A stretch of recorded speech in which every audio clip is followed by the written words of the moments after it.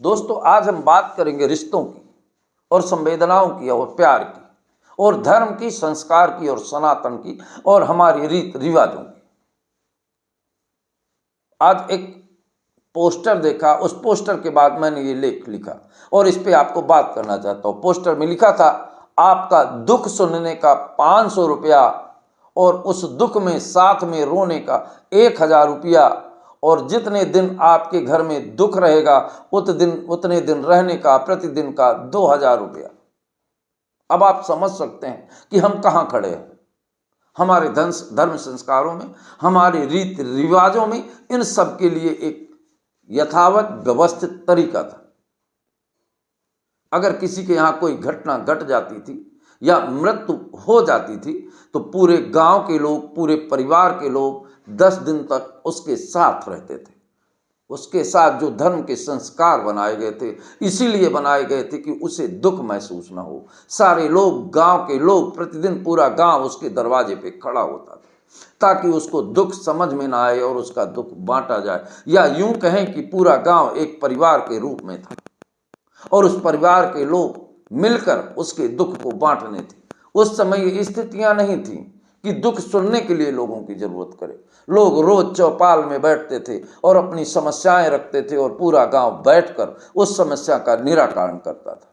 हमारे गांव में शादियां होती थी, हमारे धर्म संस्कारों के अनुरूप, लड़की वाले को तकलीफ ना हो, इसलिए पूरे गांव के लोग तैयार हो जाते थे। हमारे यहाँ जाति धर्म का नहीं था। हमारे संस्कारों में कोई भी कार्यक्रम हो तो हर जाति और वर्ग को काम दिया गया था, जिससे पूरा गांव एक सूत्र में बंधा रहे। किसी को ऐसा ना लगे कि इनके यहाँ कार्यक्रम है, मुझे नहीं पूछा गया।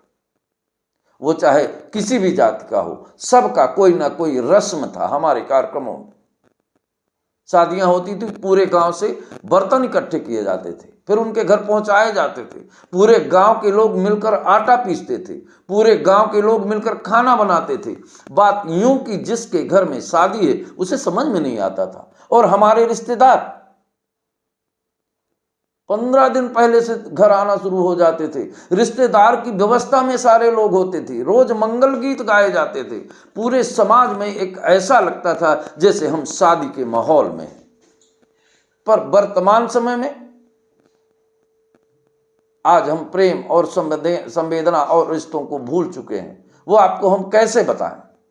और इस संवेदना के साथ हमारे प्रेम और संस्कार मरते जा रहे हैं। हम आपको ये वीडियो दिखा रहे हैं।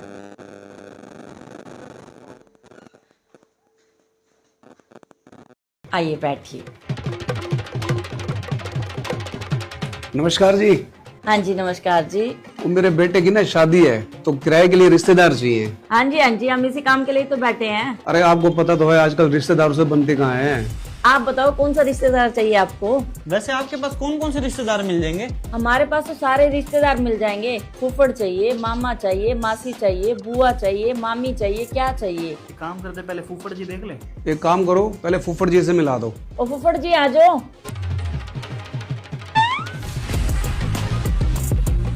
ये उधर मुंह करके क्यों खड़े हैं जी? वो ना थोड़े से नाराज हैं। इनकी शादी में कोई बात हो गई थी। हर फंक्शन पे फूफड़ जी को सबसे पहले बुलाना है। इनका बहुत ध्यान रखना पड़ता है क्योंकि ये बड़ी जल्दी नाराज हो जाते हैं। ये हर बात बोलेंगे, मैंने क्या करना है, मेरा कोई जरूरी है, मगर आपने इनका पूरा ख्याल रखना है। ये फूफड़ जी आपको पड़ेंगे 2100 रुपए में। ठीक है, ये कर दो ना फूफड़ जी, डन कर दो फूफड़ जी।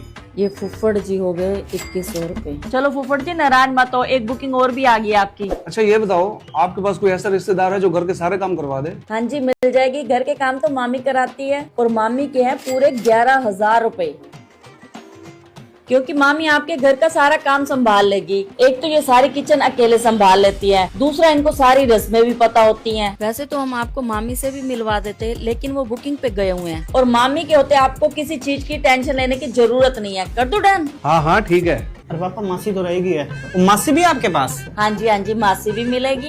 और मासी के हैं 3100 रुपए, क्योंकि ये बहुत प्यार से रहती हैं। प्यार से रहने वाले रिश्तेदार बहुत ही कम मिलते हैं। डन कर दो जी। और ये मासी के हो गए 3100 रुपए। और हाँ, एक बात जरूर ध्यान रखना कि मासी का जो सूट देते हो ना, वो अनस्टिच मत देना, रेडीमेड ही देना, क्योंकि इतनी सिलाई लग जाती है। कोई बात नहीं। आप ना बुआ का बता दो अब। हाँ जी, बुआ भी मिल जाएगी।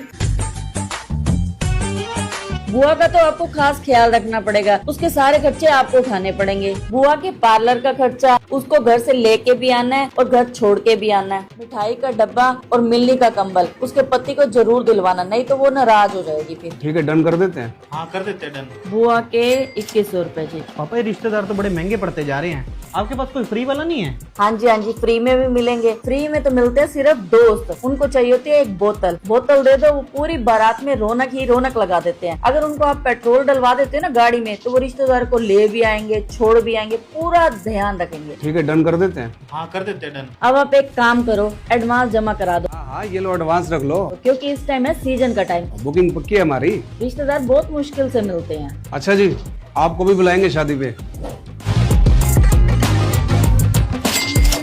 वीडियो में आप देख रहे हैं कि रिश्तों को शादी में बुलाने के लिए आज हमें किस तरह से पैसे खर्च करने पड़ रहे हैं। अब आप समझ लीजिए कि हमने अपने हाथों ही रिश्तों को खत्म कर दिया है। अब बात करते हैं 21वीं शताब्दी की, जहां रिश्ते खत्म हो रहे हैं। एक आदमी के एक बेटा, सारे रिश्ते, चाचा का रिश्ता, चाची का रिश्ता, मौसी का रिश्ता, फूफू का रिश्ता, ये सारे रिश्ते हम खत्म कर रहे हैं। और इन रिश्तों की जब जरूरत है तो हम बाजार से खरीद रहे हैं। और एक बात बता दें, राजनीतिक दौर और आज की तारीख में किसी को किसी के साथ कोई संवेदना नहीं है, किसी के साथ किसी का कोई प्रेम नहीं है। रिश्ते उसकी औकात और कीमत और पूंजी के मूल पर जीवित हैं। कौन कितना बड़ा आदमी है उसके उतने ही रिश्तेदार हैं। और आज सोशल मीडिया, प्रिंट मीडिया में सनातन और धर्म की बात करते हैं, पर सच्चाई तो यह है सनातन धर्म से दूर और बहुत दूर है। बात करते हैं अक्सर जैसा राजा वैसे प्रजा हुआ करती थी। संवेदनाओं के तार इतने जुड़े होते थे कि किसी के घर में अगर रात में किसी को पेट दर्द होता था तो पूरे मोहल्ले के लोग खड़े हो जाते थे और अपनी अपनी युक्ति से उसे स्वस्थ करने का काम करते थे। वर्तमान समय में पड़ोस में अगर आपके किसी की मृत्यु हो जाए तो पड़ोसी को पता नहीं चलता, वो अपनी ड्यूटी चला जाता है। उसका एक कारण है, जैसा राजा वैसी प्रजा। वर्तमान समय में संवेदनाओं का मूल खत्म हो चुका है। वर्तमान समय के नेता भले ही आपके साथ खड़े ना हो, पर आपके घर में कोई अगर मृत्यु हो जाती है तो उस मृत्यु में जाकर वो राजनीति करते हैं। उसके फोटो में फूल डालेंगे और अपनी फोटो खचा के सोशल मीडिया में वायरल करेंगे। ये बताएंगे कि हम उसके दुख में खड़े थे, और खड़े किस लिए थे कि जब आप गए तो वो तैयारी करने लगा आपकी। अगर हम किसी के साथ दुख में खड़े होते हैं और सुख में खड़े होते हैं तो उसके प्रति फोटो की क्या जरूरत है। अब आपको एक बात बता दें, वर्तमान समय में राजनीति के लोग अस्पताल जाते हैं और एक केला देके 20 लोग फोटो खिंचवाते हैं और सोशल मीडिया में डालते हैं कि एक शुभ कार्य किया। शर्म आनी चाहिए और डूब मरना चाहिए। जो व्यक्ति आपके एक केला की वजह से अस्पताल में वो दवाइयां करवा रहा है, आपने उसको दवाई के पैसे कितने दिए, दवाई की सुविधा कितनी दी, दवाई में उसकी मदद क्या की? क्या एक केला देने से वो स्वस्थ हो गया? ये शर्मनाक है और संवेदना की शून्यता है। अब आप समझिए, जहां भारत वर्ष जैसे संस्कारी देश में 7 जन्म के रिश्ते बनाने की बात करती थी, वहीं आज कानूनों को सुधार के नाम पर इस तरह से बना दिया है, नारी सशक्तिकरण के रूप में इस तरह से कर दिया है कि परिवार टूट रहे हैं, लोगों में तलाक की भावनाएं ज़्यादा बढ़ रही हैं। और एक बात समझिए, आज आप दर्द में हैं तो कोई खड़ा होने को तैयार नहीं है और ये पोस्टर हृदय को झकझोर कर रख देता है और संवेदनाओं को तार कर तोड़ देता है। आज हमारे रिश्तों को तोड़ दिया है। हमारे अंदर रिश्तों का प्रेम नहीं, पैसों का प्रेम रह गया है। ये कितना दुखद है कि एक बात बता दें, उस पोस्टर में है कि आपका दुख बांटने का 500 रुपया, दुख सुनने का 500 रुपया, आपके दुख में दुखी होने का 1000 रुपया, आपके साथ दुख में रोने का 2000 रुपया, और जितने दिन आपके घर में तकलीफ रहेगी तो आपके साथ रहने का प्रतिदिन का 2000 रुपया। अब आप समझिए, आपके कोई रिश्तेदार नहीं है, पूंजी वहीं आपके घर में शादी होती है तो आपका फूफा रिश्ते में अब ही नहीं है, आपके प्रेम नहीं है, क्योंकि फूफा फूफी पिताजी से हिस्सा मांगने लगी है तो रिश्ते खत्म हो गए। बहन भाई का रिश्ता खत्म हो गया, चाचा चाची का रिश्ता खत्म हो गया। ये कानून की संवेदनाओं को और रिश्तों के तार को खत्म कर दिया है। हमारे यहाँ शादी और परंपराएं होती हैं, अब होती हैं पंडालों से, सीधे लोग वहीं आते हैं, वहीं से चले जाते हैं। ऐसा ही नहीं लगता कि हमारे घर में शादियां हो रही हैं, रिश्ते हो रहे हैं, मंगल गीत गाए जा रहे हैं। ये कितना दुखद है, इसे हमें सोचना होगा और धार्मिक संस्कारों की तरफ लौटना होगा।